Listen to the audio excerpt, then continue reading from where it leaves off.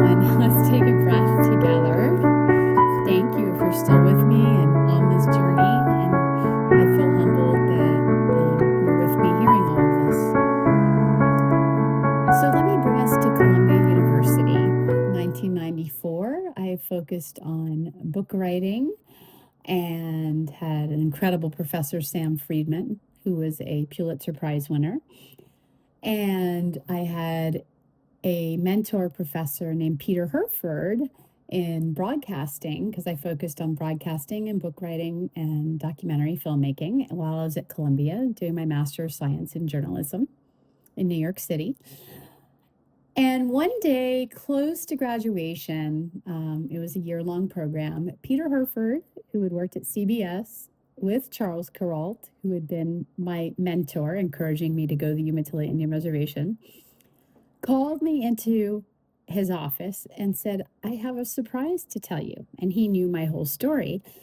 He said, Charles Kuralt is going to be the keynote speaker at your graduation and will be handing you your diploma. That was absolutely incredible.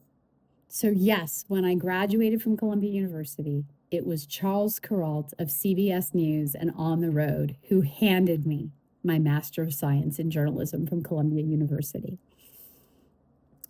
I want to backtrack a little bit that I had a long distance relationship, and Cedric and I would fly back and forth between Oregon and New York while I was working on my master's. And at the end, when I was graduating, he asked me to get engaged and to marry him. And I moved out to the Umatilla Indian Reservation.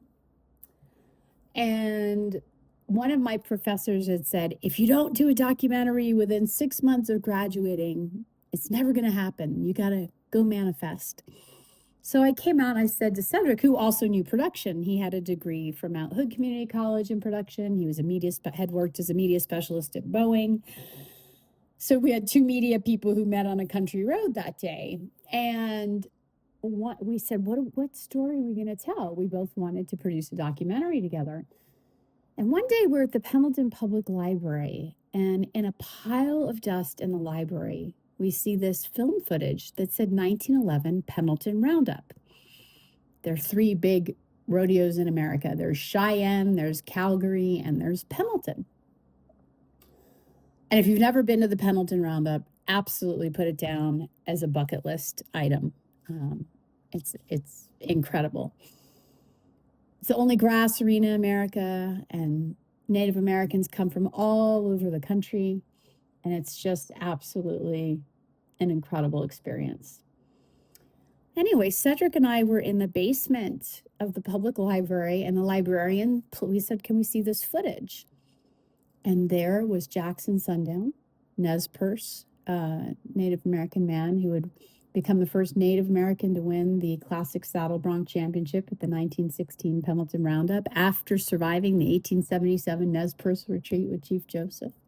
There was George Fletcher, the first African American to compete for a world title. He competed the first time in 1911, and actually he lived in his trailer at Cedric's grandparents' home on the Umatilla Indian Reservation, where I ended up living for a very long time. And then John Spain, a European American. So there were three men of three races competing for a world title.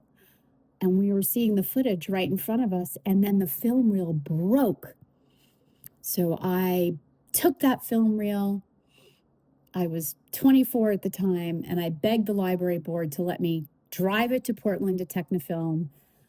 I threw it on a Capital One credit card because I did not have the money to pay for it at that time, and saved and digitized this 1911 Pendleton Roundup film footage that showed three men of three races breaking the color barriers at the turn of the 20th century.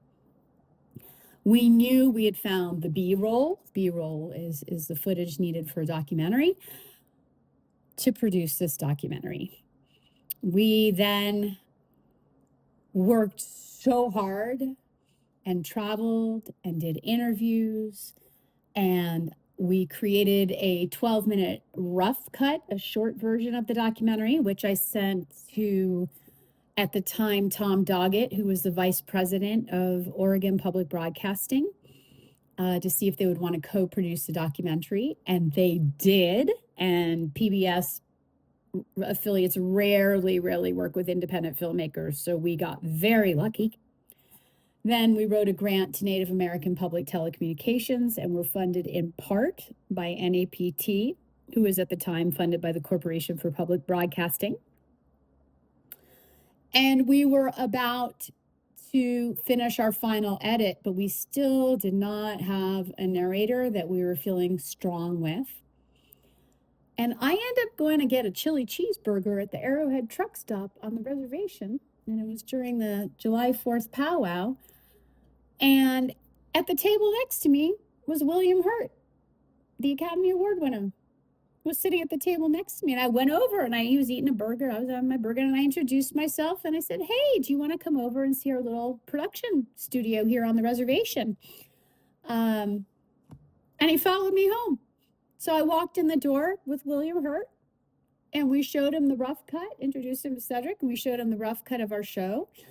And William said, I want to narrate this. And I said, I only have $1,000 in my grant budget to pay a narrator. He said, I don't care. I'm flying my Cessna to the Pendleton airport in 2 weeks. I want to narrate this documentary. 2 weeks later, we get a DAT machine from Portland, Oregon. We have the table draped with a Pendleton blanket to dampen the sound, have the DAT machine recorder, and I'm up at the airport.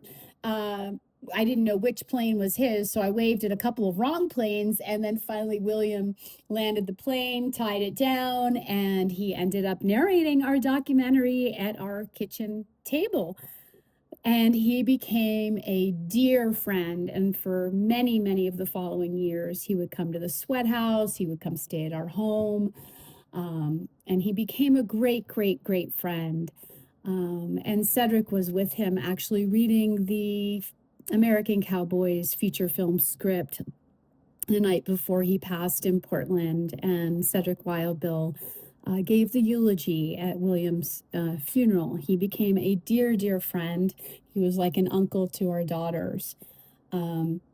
He met us at the New York International Independent Film and Video Festival, which amazingly enough, we won Best Documentary.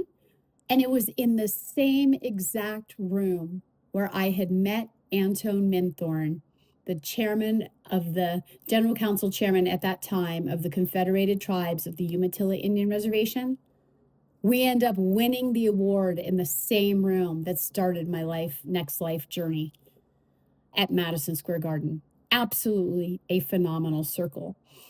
And William was there for that festival to celebrate with us. And then American Cowboys, it took us on a journey across America. We held 65 screenings across America and Canada. And we ran on PBS for 4 years. American Cowboys, the documentary, was like the little engine that could. We won numerous film festivals. We won the Best Documentary at the New York International Independent Film and Video Festival in 2001. We won the Manchester Film Festival in Vermont. We won the Astoria International Film Festival in Oregon. We won Best Documentary made for public television at the 1999 Great Plains Film Festival in Lincoln, Nebraska. It was absolutely incredible. There was a great story where Cedric held a screening at an army barracks in Vancouver on a cold winter day. I was really sick, so I wasn't able to go. And only about 10 people showed up, and they had a screen in the old army barracks. But the owner of the Kiggins Theater was there and said, hey, come back to Vancouver and let's have a screening at the Kiggins Theater. 700 people showed up at that screening. Well, I don't know if it was 700. It was a lot. 700 showed up at our screening at the Pendleton Convention Center of American Cowboys, but literally probably 300 to 500 people showed up at the Kiggins Theater in Vancouver. And this documentary was the little engine that could. We showed it at the Museum of Natural History. We were interviewed by my friend Lauren Glassberg at ABC Television. Numerous press interviews across the country. We were on the cover of Independent Film Quarterly, and producing American Cowboys was life-changing. and we co-produced it, wrote it, and directed it. Cedric Wildbill and I remain great, great friends, even though we are divorced 6 years, and I'm encouraging him on producing the feature film based on the documentary. But I have an incredible story.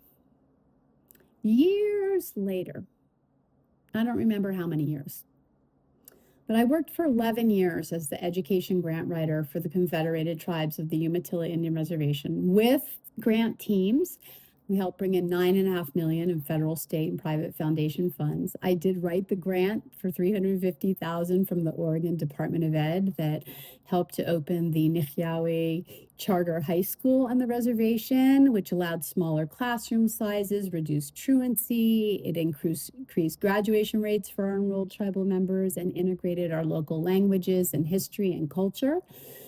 So that was a really, really meaningful journey to get to be a part of that. And one day I was in my office, my tiny office in the gym on the Umatilla Indian Reservation, years after we had done the documentary, and the phone rings.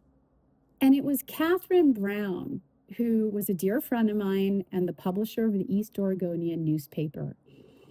And she said, "Tania, are you sitting down?" And I said, "Well, I am now. What's up?" She said, "Well, it haunted me for years because we had put anonymous cinematographer for the black and white film footage that I went and saved and digitized. Remember, I carried that film reel and threw it on a Capital One credit card and saved that film footage. Well, in our documentary, American Cowboys, we credited the cinematographer as the anonymous cinematographer because we never knew who shot it. Catherine calls me and said, "You and Cedric Wildbill are tied to the Titanic. And we were trying to find out for the 100-year anniversary of the sinking of the Titanic if there were any local Pendleton, Oregon stories." And I said, "How on earth are we connected to the Titanic?" She said, "Tania, I went into the archives at the East Oregonian, and we had been in those archives. They're huge books, big books that have all our old newspapers in them." She said, "I went into the archives and I looked at 1911, and it turns out the man who shot the 1911 Pendleton Roundup footage that you drove the reel to and saved, that was one of only 2 copies that you drove to and saved. And the man who shot it was named William Harbeck. And he died on the Titanic after screening the 1911 Pendleton Roundup film footage in Europe. That film reel that you found in the pile of dust in the library and drove to Portland to save was one of 2 copies, and the original is at the bottom of the ocean and sank with the Titanic." Wow. All I can say is I hope you have chills, because that is an incredible, incredible story of discovery and closing out a loop that we never knew the answer to. So with that, I want to take a deep breath. That life is filled with mystery, unraveling, adventure, and may we always be ready to be surprised.